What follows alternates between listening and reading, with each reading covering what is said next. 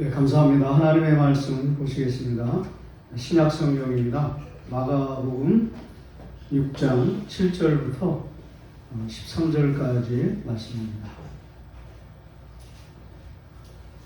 마가복음 6장 7절부터 13절까지 말씀입니다. 제가 가지고 있는 신약 성경 62쪽에 있는 말씀입니다. 다 찾은 줄 알고 우리 같이 한 목소리로 7절부터 읽겠습니다. 시작. 12 제자를 부르사 둘씩 보내시며 더러운 귀신을 제어하는 권능을 주시고 명하시되 너희를 위하여 지팡이에 매이는 양식이나 배낭이나 전대의 돈이나 아무것도 가지지 말며 신발 신고 구볼 옷도 입지 말라 하시고 또 이르시되 어디서든지 누구의 집에 들어가거든 그것을 떠나기까지 거기 있어라. 어느 곳에서든지 너희를 영접하지 아니하고 너의 말을 듣지도 아니하거든 거기서 나갈 때에 발 아래 먼지를 떨어버려 그들에게 증거를 삼으라 하시니 제자들이 나가서 베레아라 전파하고 많은 귀신을 쫓아내며 많은 병자에게 기름을 발라 주시더라. 잠시 기도하겠습니다. 하나님 감사합니다. 거룩한 주일에 주일을 성수하며 그리고 이 성전에서 주의 말씀을 듣게 하심을 감사합니다. 성전에서 흐르는 복이 있게 하여 주시옵소서. 예수님의 이름으로 기도하옵나이다. 아멘. 자, 우리 말씀을 듣기 전에 이렇게 또 축복하시겠습니다. 따뜻한 얼굴을 하시면서 밝은 얼굴로 진리 안에서 자유하십시오. 자, 그렇게 인사하세요. 시작. 진리 안에서 자유하십시오. 할렐루야. 오늘 저는 설교를 세 가지로 좀 정리를 하려고 하는데요. 첫 번째는 제자들의 위임식. 뭐라고요? 위임식. 그 다음에 제자들의 파송식. 사실은 오늘 본문이 제자들을 이렇게 보내시는, 파송하는 그런 파송식 장면이거든요.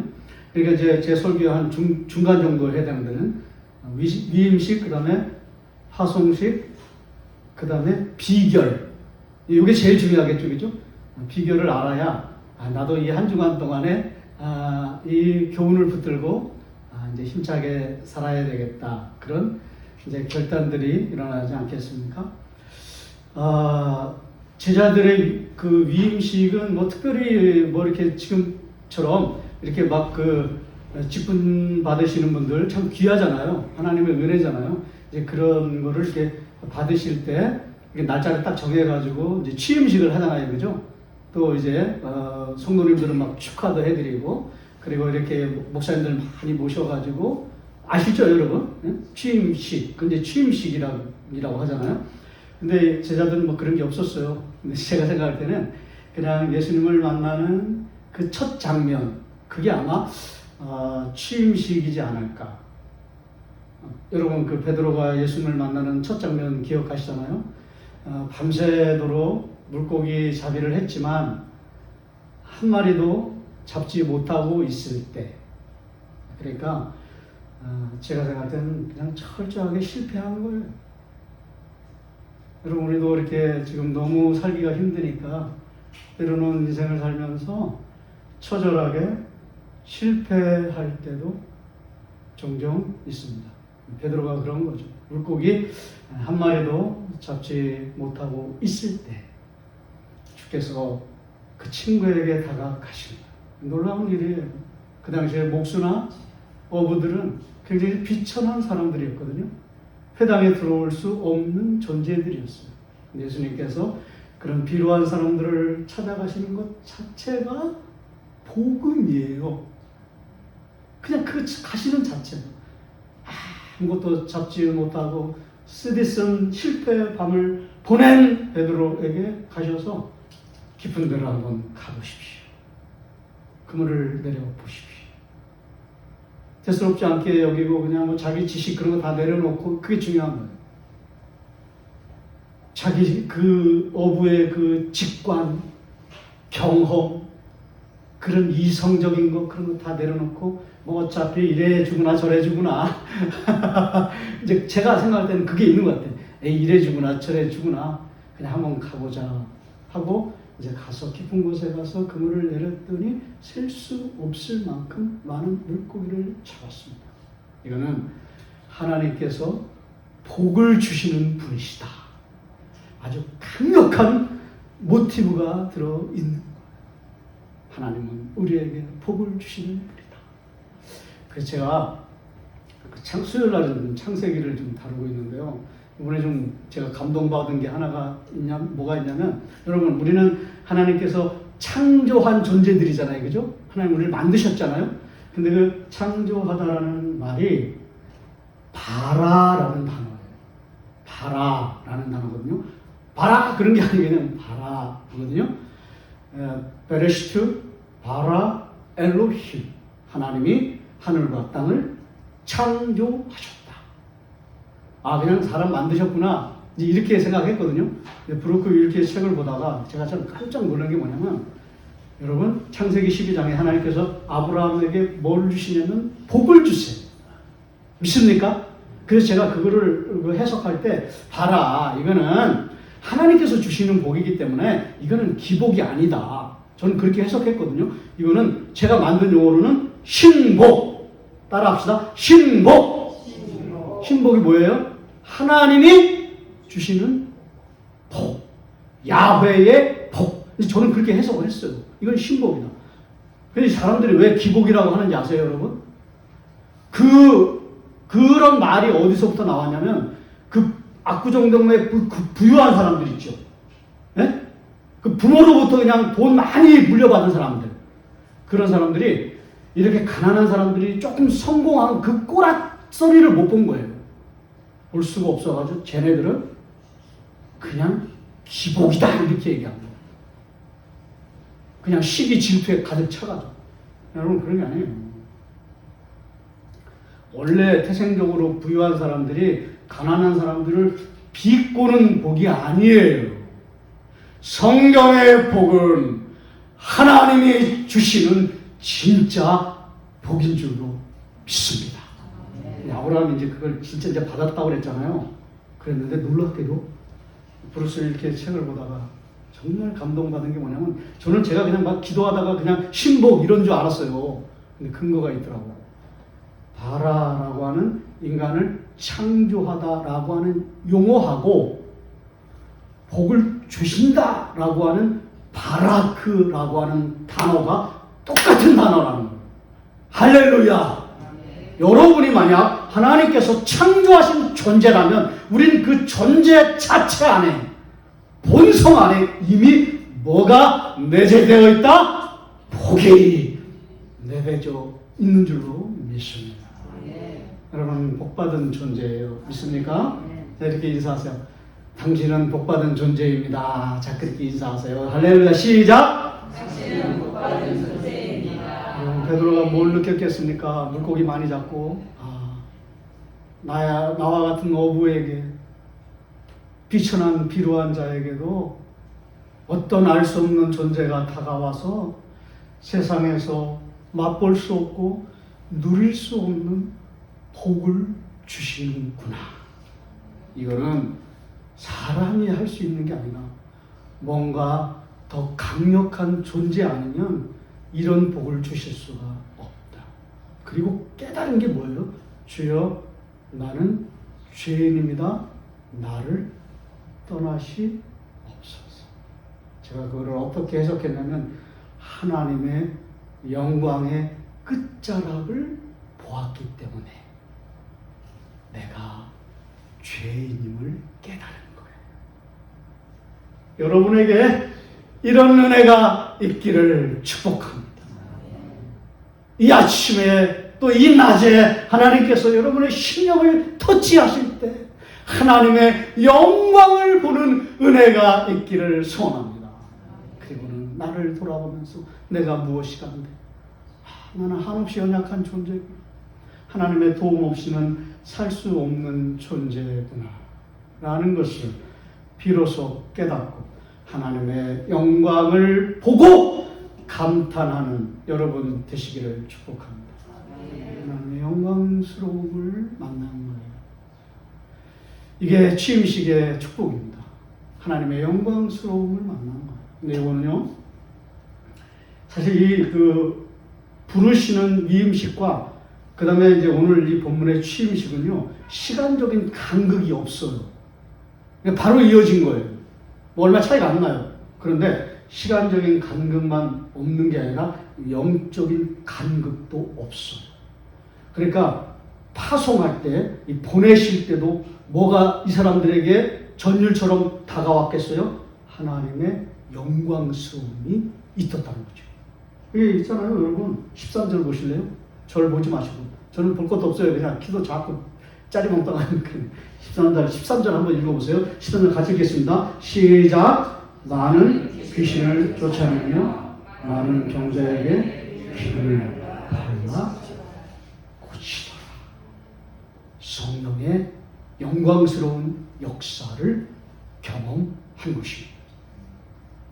위임식에도, 그러니까 부르실 때도 하나님의 영광스러움을 경험했고, 파송식에도, 보내실 때도 하나님의 영광스러움을 경험한 것입니다.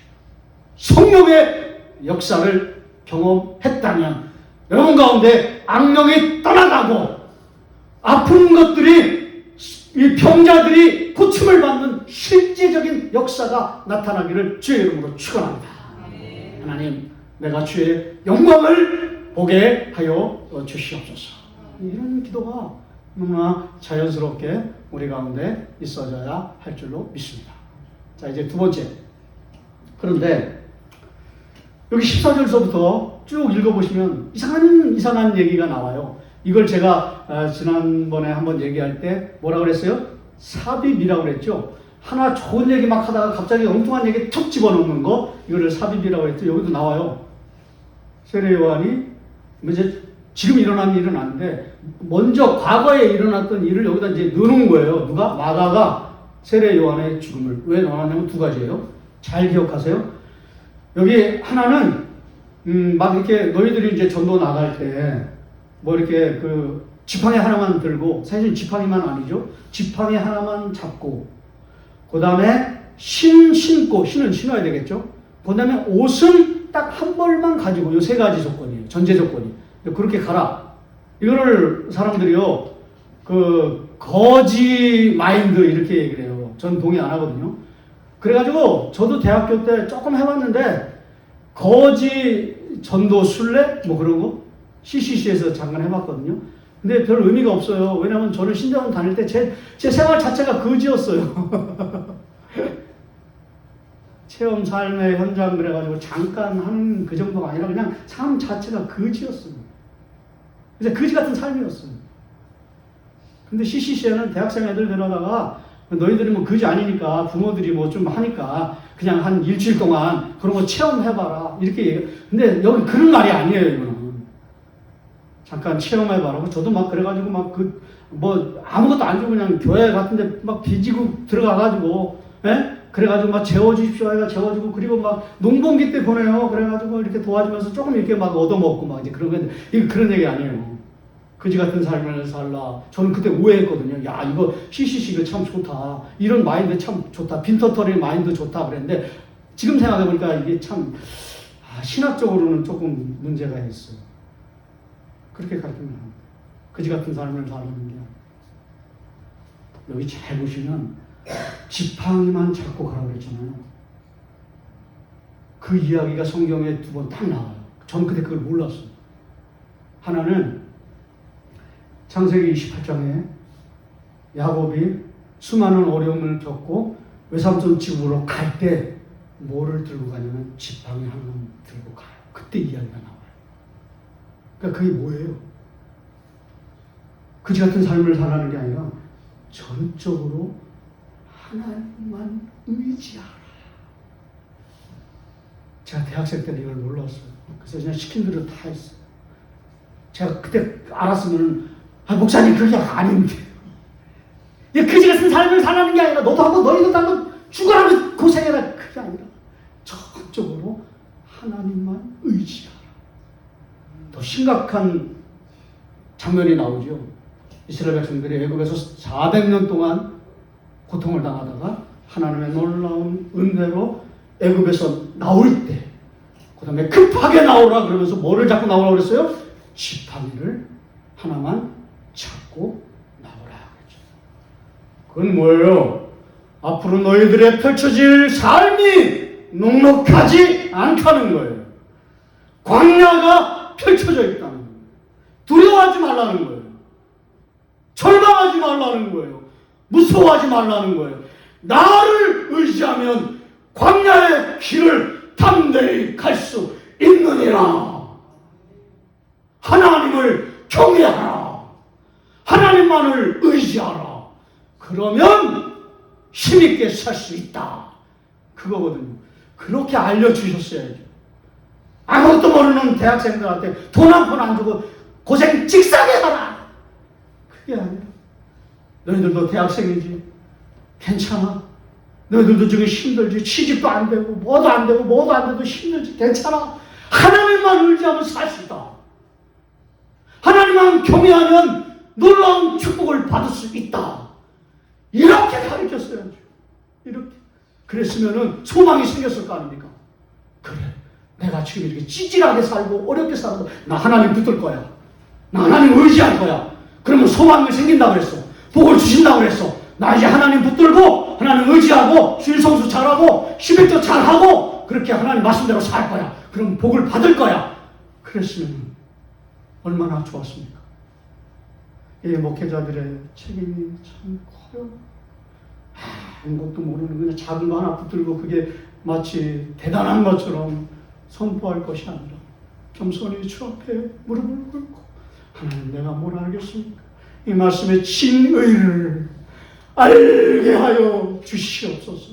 성령이여 이 말씀을 깨닫게 하여 주시옵소서 라고 기도할 때 성령께서 주시는 말씀이 그거예요. 광야 같은 삶 두려워하지 말아라. 내가 있다. 나를 의지하며 너는 쉽게 살아갈 수 있느니라. 오늘 이 말씀이 그 말씀이에요. 여러분 이 말씀 놓치지 마세요. 이게 제가 받은 파송의 말씀. 하나님만 의지하라. 그러면 어떤 경우도 살 수 있느니라. 아멘. 크게 하세요. 살 수 있느니라. 그 다음에 나오는 게 뭐예요? 그래서 죽음의 길, 세례 요한의 길을 갈 수 있다라는 거죠.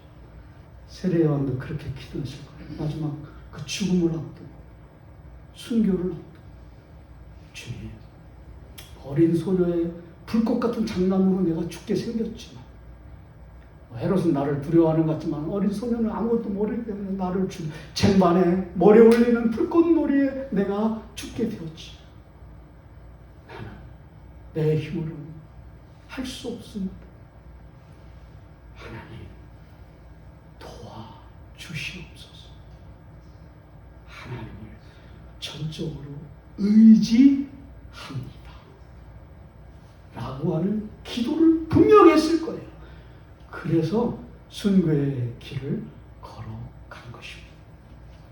베드로도 주님께서 말씀하셨던 젊어서는 내가 떼띠고 원치 않는 곳으로 갈 것이지만 나는 나를 의지할 때, 그 원문에는 그렇게 돼 있어요. 나를 의지할 때 십자가의 길을 갈 수 있느니라 이렇게 말할 거예요.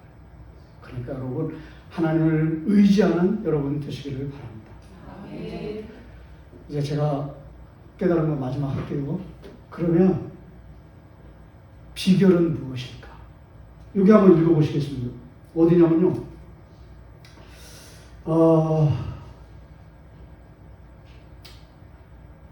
10절과 11절. 인데요, 특별히 11절을 좀 잘 보시면서 10절부터 읽겠습니다. 10절, 11절. 자, 시작. 또 이르시되 어디서든지 누구의 집에 들어가거든 그곳을 떠나기까지 거기 유하라. 이건 뭐냐면 전도하면서 그 사람들이 너에게 상처를 줘도 그냥 쉽게 나오지 말라. 그냥 끝까지 기도하면서 붙들고 있어라. 어쨌든 막 복음이 선포될 때 선포하고 강력하게 이제 그런 뜻이잖아요. 자, 11절 한번 읽어보세요. 자, 시작. 어느 곳에든지 너희를 영접하지 아니하고 너희 말을 듣지도 아니하거든 거기서 나갈 때에 발 아래 먼지를 떨어버려. 거기까지만. 이게 대부분의 그 주석가들이 어떻게 해석했냐면, 에이! 내 잘못 아니야. 내 책임 아니야. 에이! 하고 이렇게 갔다는 거예요. 심지어는 어떤 분은 저주의식이라고 했어요. 여기 뒤에 나오는 거는 어떻게 되냐면, 그들에게 증거를 삼으라. 그러면 이 증거를 삼으라는 건 뭐냐면, 내 잘못 아니니까 이 사람 잘못이다. 그 증거다. 이게 저주잖아요. 저 사람이 안 받아들여서. 저도 그렇게 해석을 했어요. 근데 브루크 윌키가 이렇게 해석했어요. 그런 게 아니라. 그런 게 아니라, 잘 들어보세요. 내 안에 성령께서 자유함을 주신다는 거예요. 에이! 저 사람들, 그게 아니라 어떤 상황이든지 상관없다는 거예요. 복음을 잘 받아들여서 대접을 받든, 안 받아들여가지고 낙심을 하든 관계없다. 성령께서, 잘 들으세요, 그걸 이길 자유함을 특권으로 너에게 부어 주시리라. 할렐루야. 여러분, 이게 비결이에요.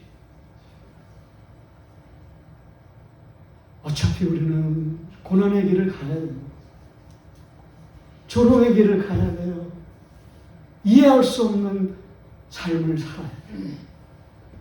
맨날 어떻게 저 사람들 문제가 있다고 탓하시겠습니까? 성경은 더 강력한 은혜가 우리에게 있습니다. 그게 무엇입니까? 진리가 너희를 자유케 하리라. 진리가 무엇입니까? 진리의 영이신 성령이십니다. 성령이 너희를 자유케 하리라. 이 자유함이 있으면 어떤 조롱도 이길 수 있다. 여러분, 마태복음 11장에 보면 예수님께서 사람들한테 세 가지의 모욕을 당하는 장면이 나와요. 너는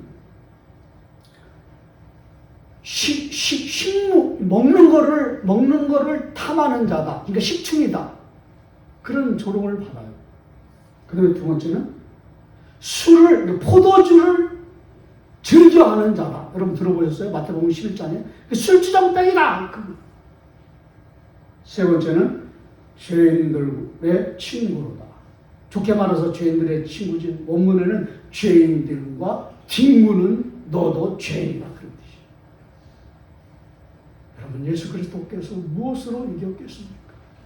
성령께서 그에게 충만하게 역사하사 주여, 조롱을 당하고 핍박을 당해도 저들은 아직 알지 못할 뿐입니다.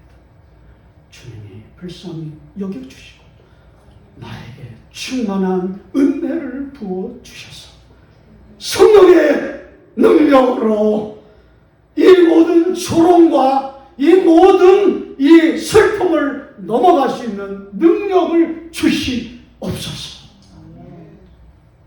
이 자유함이 있었기 때문에 승리할 수 있었던 것입니다.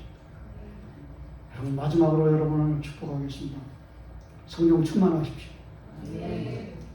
성령은 진리의 영이시기 때문에 왜 우리가 성령 충만해야 되나? 그 안에 자유함이라고 하는 축복을 왕창 부어주시기 때문에 여러분이 환난 많은, 우리 조사님께서 환난 그러면 안 된다며요?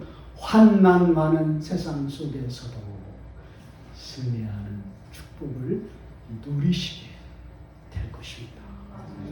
이 한 주간 동안에 성령의 자유함을 받으셔야 돼요. 내가 어떻게 할 수가 없어요. 제가 그때 그때 막 방언 만들었다고 그랬잖아요. 여러분 그것만 아시죠? 그게 못난 놈이었죠. 나는 내가 뭘 해. 제가요, 한 번도 그런 적이 없었어요. 다 사역의 전성기를 맞았었어요. 근데 어느 지방에 내려와서 그때도 막 교회가 부흥했어요. 아, 또 전성기 주시는구나 했는데 한 율법적인 사람이 교회에 들어와서는 교인들을 막 다 상처를 주고 교인들이 막 다 떠나갔어요. 떠나가면서 뭐라 하냐면 목사님 때문에 떠나간 거 아니에요? 목사님은 순수하고 괜찮은 것 같아요. 말씀도 너무 좋고. 근데 내 저 사람 때문에 떠나가면 다 떠나갔어요. 전성기가 아니에요. 가장 세디슨 베드로와 같이 실패의 시간을 처음으로 보내고 있습니다. 나 사역 안 해요. 근데 애들이 그러더라고요. 아빠 그러지 말고 기도원에 올라가봐. 나는 애들 때문에 살았어요. 나는 믿음이 없어요. 여러분 저 믿음 있다고 생각하면 절대 그거 오해입니다. 믿음 없어. 죽었다 깨나도 나는 믿음이 없어. 난 그냥 이제 목회 안 한다고 그랬어요. 사역 안 한다. 난 이런 건지 몰랐다. 애들이 기도원에 올라가 보래요. 그래서 여의도 순복음교회 그 기도원 있잖아요. 개나리 붙임 하나 메고 꾸역꾸역 올라갔어요. 기도도 안 나와요. 여러분 너무 힘들고 기도 안 나와요.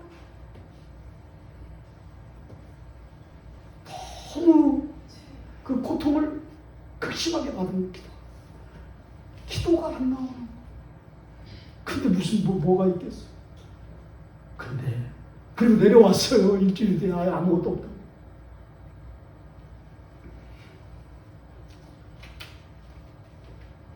그리고 이제 에휴 나는 이제 내 인생 여기서 끝났나 보다 하고 불 꺼진 집에서 우리 작은 애 있는 방에 걔는 이제 공부하러 갔으니까 의자에 앉아서 그냥 맹놓고 있는데 방언을 주신 거예요. 할렐루야. 여러분 방언 받으시길 바랍니다. 기도하는데 그동안은 30분 기도하면 막 끝났거든요. 없어요. 할 게 없어요. 1시간을 기도, 2시간을 기도, 힘을 주시는 하나님이 주시는 은혜가 진짜입니다. 이게 진짜예요. 이 성령께서 주시는 은혜가 진짜예요. 그렇죠? 그러면 하나님 사랑으로 내 안을 가득 채워주시면 내가 부목사라도 내가 가겠습니다 해서 이제 간 거예요. 세순교회라고. 한 3년을 진짜 막 하나님 사랑으로 뜨겁게 했어요. 경암교회 또 한 1년 하고. 난 그렇게 막 사역이 즐거운 거 나 처음 알았어. 그렇게. 막 성도들만 보면 그냥 막 사랑스러워가지고 막 깨물어주고 싶어요. 여러분들 보고 싶어서 똑같아. 실제로 가서 깨물었어요. 나 너무 사랑스러워. 아니 저는 진짜 여러분들 막 가서 진짜 막 깨물어주고 싶어요. 너무 사랑스러워가지고. 내가 깨물어도 여러분 용서하세요. 저 목사님 좀 미쳤구나 그러지 말고 너무 사랑하는 거예요. 나 그렇게 한 3년을 정말 그 성령의 사랑으로 꽉 붙들려서 그게 진짜 하나님 나라의 사랑이라는 걸 내가 처음 배웠어요. 여러분, 나 방언 가짜로 만든 목사 아니에요. 실패한 목사 아니에요. 성령께서 나를 만지시고 안아주시고 강력한 은혜를 부어주실 때 여러분도 살아나는 은혜를 받을 줄로 믿습니다.